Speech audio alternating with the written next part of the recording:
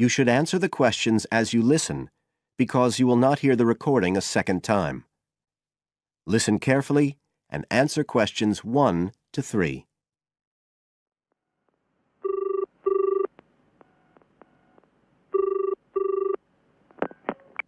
Hello, Brindle's estate agents here. How may I help you? Oh, good morning. I'm ringing to see what flats you have for rent at the moment. Right. Can I start by just taking your name, Mr. Hill, Martin Hill. Right. And are you looking for a flat for yourself or, a family, perhaps?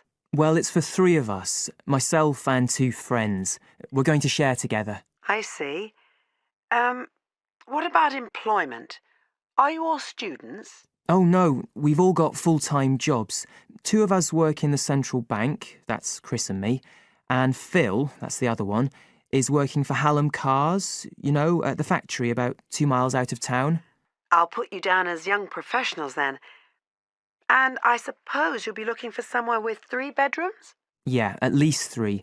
But actually, we'd rather have a 4th room as well, if we can afford it, for friends staying over and stuff. Is that with a living room to share, plus kitchen and bathroom? Yeah, that sounds good. But we must have a bathroom with a shower. We don't mind about having a bath, but the shower's crucial. OK, I'll just key that in. And are you interested in any particular area? Well, the city centre would be good for me and Chris, so that's our first preference. But we'd consider anything in the west suburbs as well, really. Actually, for Phil, that'd be better, but he knows he's outnumbered. But we aren't interested in the north or the east of the city. OK, I'm just getting up all the flats on our books. Now you have some time to look at questions 4 to 10 on page 39.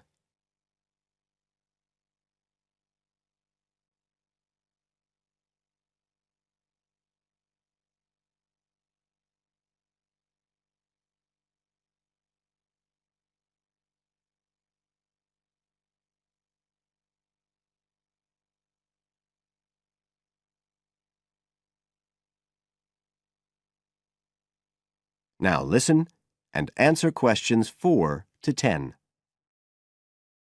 Just looking at this list here, I'm afraid there are only 2 that might interest you. Do you want the details? OK, let me just grab a pen and some paper. Fire away. This first one I'm looking at is in Bridge Street and very close to the bus station. It's not often that flats in that area come up for rent. This one's got 3 bedrooms, a bathroom and kitchen, of course, and a very big living room. That sounds a good size for you.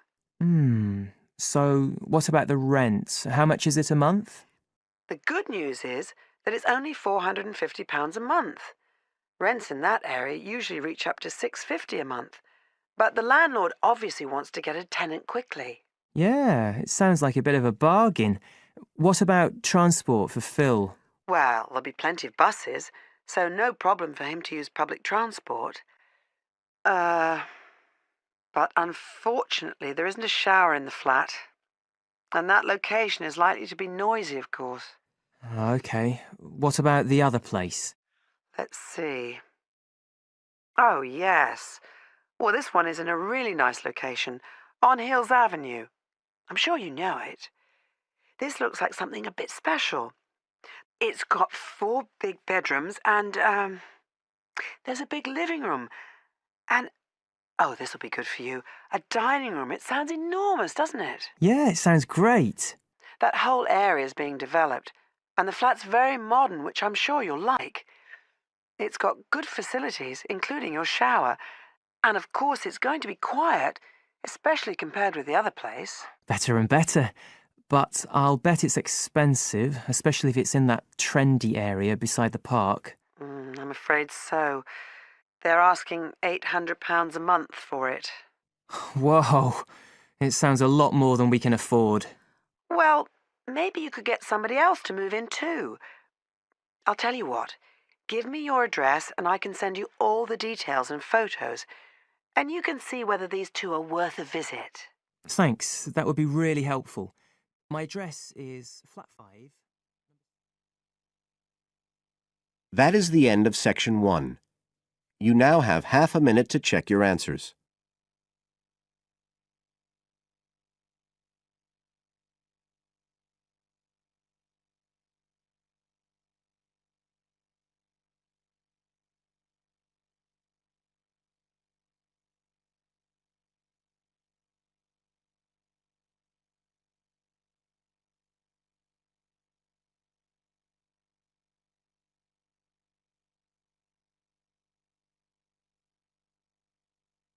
Now turn to Section 2, Section 2.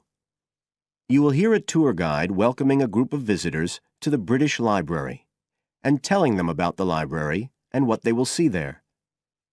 First, you have some time to look at questions 11 to 15 on page 40.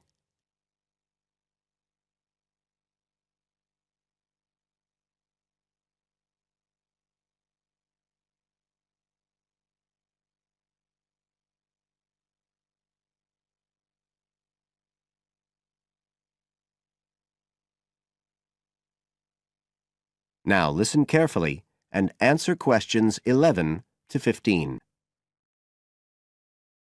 Good afternoon, ladies and gentlemen, and welcome to your very own tour of the British Library on this lovely afternoon. My name is Tony Walters, and I'm your guide for today. Could I please see your tickets for the guided tour? I'd also like to remind you that any tickets bought today do not include a visit to the reading rooms. I'm afraid we don't do visits on Fridays, or any weekday during working hours, so as not to disturb the readers. But if you do want to see those rooms, the only day there are tours is on Sundays. So, I don't want anyone to be disappointed about that today. OK? Thank you. Right, we'll start with a brief introduction. As many of you know, this is the United Kingdom's National Library, and you can see that this is a magnificent modern building. It was first designed by Sir Colin St. John Wilson in 1977 and inaugurated by Her Majesty the Queen more than 20 years later in 1998. As you can see, the size is immense, and the basements alone have 300 kilometres of shelving, and that's enough to hold about 12 million books. The total floor space here is 100,000 square metres, and, as I'll show you, the library houses a huge range of facilities and exhibition spaces. And it has 1,000 staff members based here in the building. So, you can appreciate the scale of our operation. In fact, this was the biggest publicly funded building constructed in the United Kingdom last century. It is still funded by the government as a national institution, of course, and it houses one of the most important collections in the world. The different items come from every continent and span almost 3,000 years. The library isn't a public library, though. You can't just come in and join and borrow any of the books. Access to the collections is limited to those involved in carrying out research.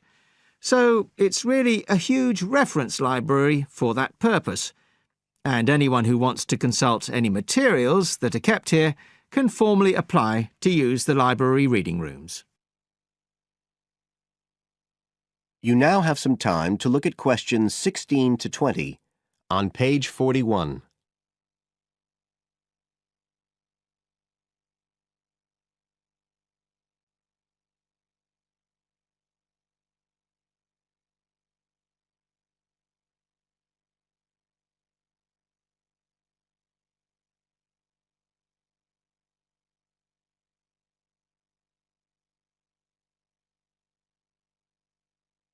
Now listen and answer questions 16 to 20. Right, well, here we are, standing at the meeting point on the lower ground floor, just to the right of the main entrance.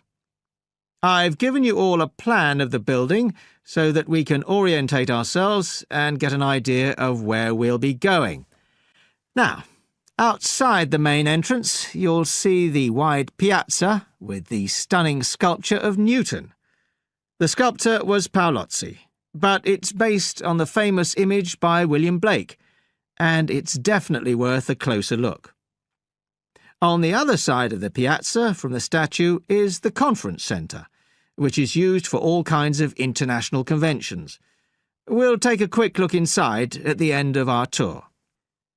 Looking ahead of us now, you'll see that we're standing opposite the staircase down to the basement, where you'll find the cloakroom, and to the left of that, we have the information desk, where you can find out about any current exhibitions, the times of the tours, and anything you need to know, if you don't have a tour guide. As you can see, on this lower ground floor, we also have a bookshop. That's the area over to the left of the main entrance. You'll be free to browse there when we get back to the ground floor. Now, opposite the main entrance on this floor, we have the open stairs leading up to the upper ground floor. And at the top of them, in the middle of the upper ground floor, you can see a kind of glass-sided tower that rises all the way up through the ceiling and up to the first floor. This is called the King's Library. It's really the heart of the building. It was built to house the collection that was presented to the nation in 1823 by the King. You can see it from every floor above ground. When we go up there, you'll find the library's treasures gallery on the left. Can you find it on your plan? That's the exciting one. So we'll be visiting that first, but we'll also take a look at the stamp display situated behind it on the way to the cafe. A lot of people miss that. The cafeteria runs along the back of the floor, and in the right-hand corner you'll find the lifts and toilets. Always good to locate them. The other main area on that floor is the public access catalogue section, and I'll show you how that operates when we get up there. That is the end of Section 2. You now have half a minute to check your answers.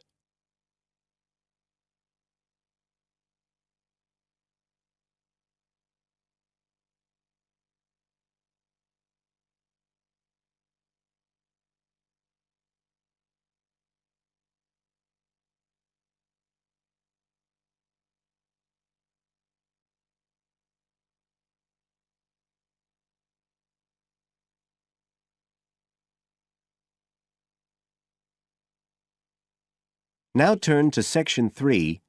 Section 3.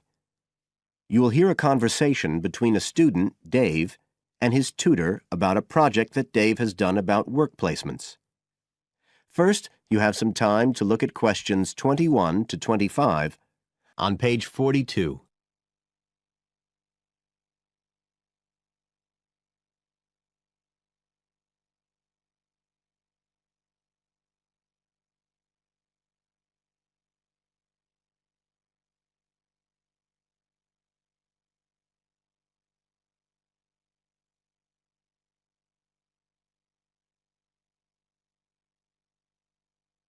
Now listen carefully and answer questions 21 to 25.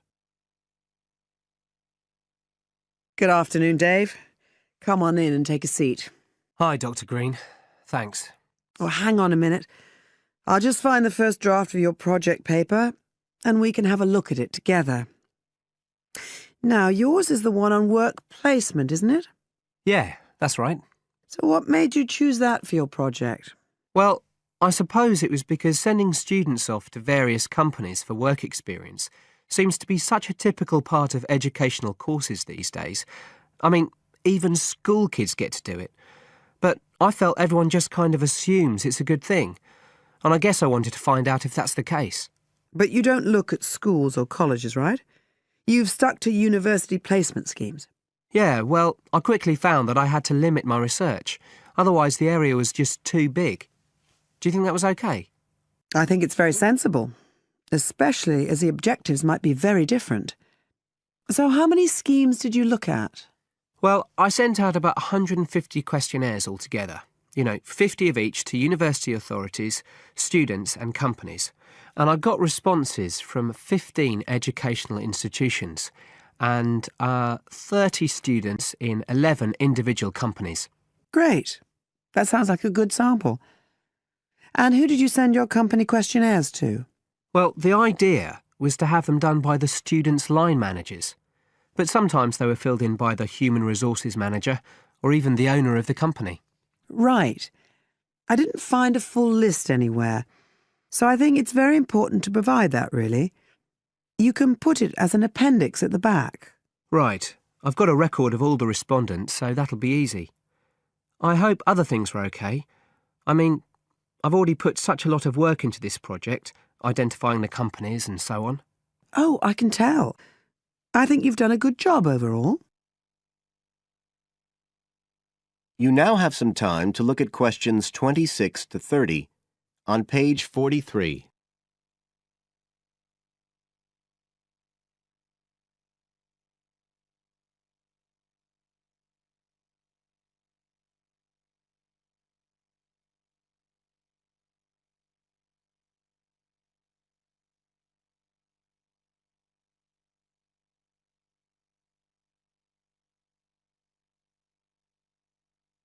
Now listen and answer questions 26 to 30. I thought your questionnaires were excellent, and you'd obviously done lots of background reading. But there were a few problems with the introduction. First of all, I think you need to make some slight changes to the organisation of your information there. At present, it's a bit confused. OK. What did you have in mind? Well, you write quite a bit about work placement in general, but you never explain what you mean by the term. So you think I should give a definition? Exactly. And the introduction is the place to do it. And then, look, you start talking about what's been written on the topic, but it's all a bit mixed up with your own project. So do you think it would be better to have two sections there, like a survey of the literature as the introduction, and then a separate section on the aims of my research? I do. You can include your methods for collecting data in the second section too. It would be much clearer for your reader. You know, establish the background first, then how your work relates to it. It would flow quite nicely then. Yes, I see what you mean. Anyway, moving on. I like the way you've grouped your findings into three main topic areas. Well, it became very obvious from the questionnaires that the preparation stage was really important for the whole scheme to work, so I had to look at that first. And I found a huge variation between the different institutions, as you saw. I was wondering if you could give a summary at the end of this stage of what you consider to be the best practice you found. I think that would be very helpful. Right, I'll just make a note of that. What did you think of my second set of findings on key skills development? For me, this is the core of my whole project, really. And you've handled it very well. I wouldn't want you to make any changes. You've already got a nice final focus on good practice there. Thanks.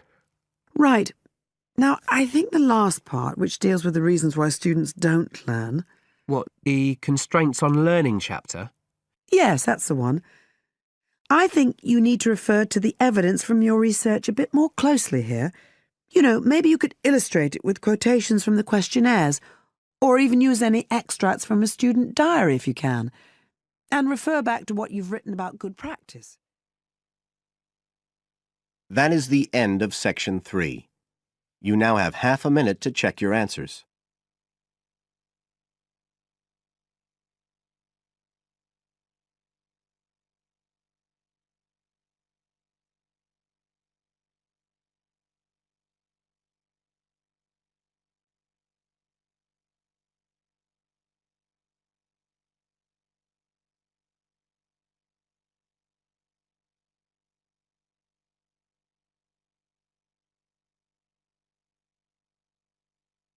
Now turn to Section 4.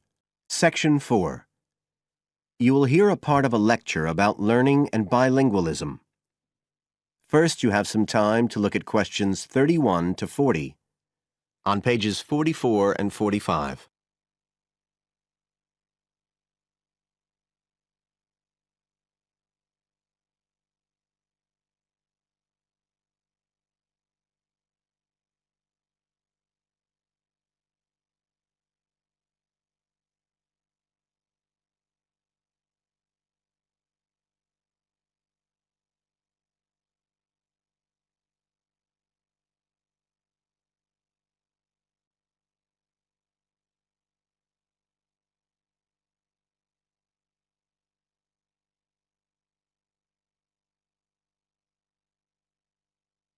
Now listen carefully and answer questions 31 to 40.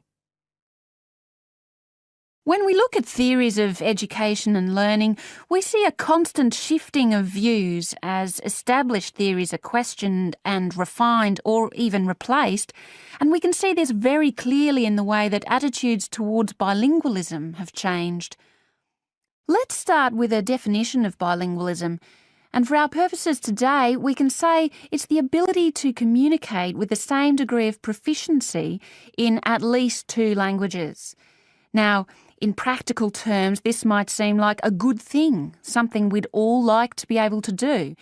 However, early research done with children in the USA in fact suggested that being bilingual interfered in some way with learning and with the development of their mental processes. And so in those days, bilingualism was regarded as something to be avoided, and parents were encouraged to bring their children up as monolingual, just speaking one language. But this research, which took place in the early part of the 20th century, is now regarded as unsound for various reasons, mainly because it didn't take into account other factors such as the children's social and economic backgrounds. Now, in our last lecture, we were looking at some of the research that's been done into the way children learn, into their cognitive development, and in fact we believe now that the relationship between bilingualism and cognitive development is actually a positive one. It turns out that cognitive skills such as problem solving, which don't seem at first glance to have anything to do with how many languages you speak, are better among bilingual children than monolingual ones. And quite recently, there's been some very interesting work done by Ellen Bialystok at York University in Canada. She's been doing various studies on the effects of bilingualism, and her findings provide some evidence that they might apply to adults as well. They're not just restricted to children.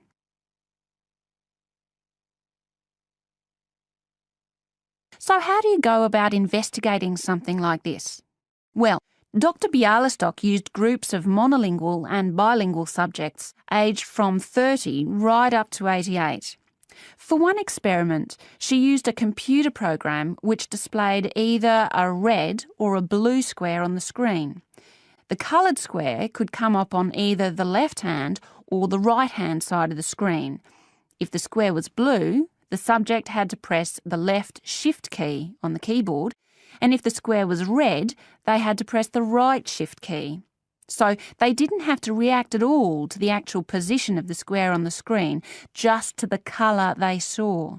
And she measured the subjects' reaction times by recording how long it took them to press the Shift key and how often they got it right.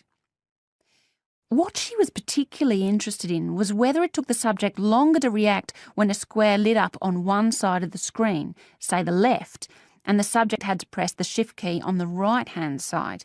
She'd expected that it would take more processing time than if a square lit up on the left and the candidates had to press a left key. This was because of a phenomenon known as the Simon effect, where basically the brain gets a bit confused because of conflicting demands being made on it.